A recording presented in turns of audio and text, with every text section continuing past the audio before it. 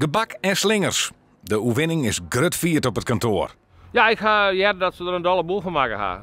Dat kan van huizen dansende muizen, zei ze dan. Hè? Maar zo wie je van ik even ook, ja. Zelfs wie Rink Waaksma nog onderwijs naar een afspraak. Dus doet dat telefoontje kwam van de advocaat, kan er een einde aan alle onwissigheid. Er is zoveel gebeurd de laatste weken, maanden.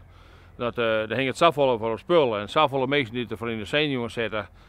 Klanten, chauffeurs, opdrachtgevers, iedereen. Op een gegeven moment, we hadden het idee dat heel Friesland achter u stier. En toch gaat het misschien net lukken. Daar had je die angst al niet voor. Dus, en dan inderdaad, dan komen er emoties los. Ja, klopt. Nevens Waaksma hingen de vier partijen die de onbesteging woen onder de kostprijs inskneun. En dat mij net. De jochter joeg Waaksma gelijk. De 6 gemeenten in Noord-Eerst-Friesland moeten nou de hele procedure op een nijdwaan.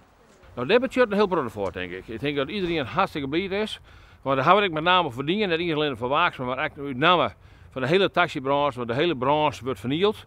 Ik denk dat het landelijk nice wordt in dit geval, want overal wordt tussenscherping kunnen, onder kostprijs, neem maar op.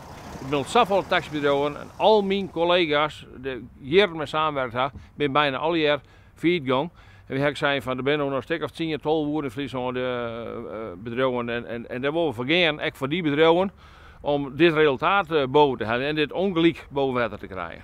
De gemeenten hebben een week gekregen van de jochter om te zien naar een nijplan of om in beroep te gaan.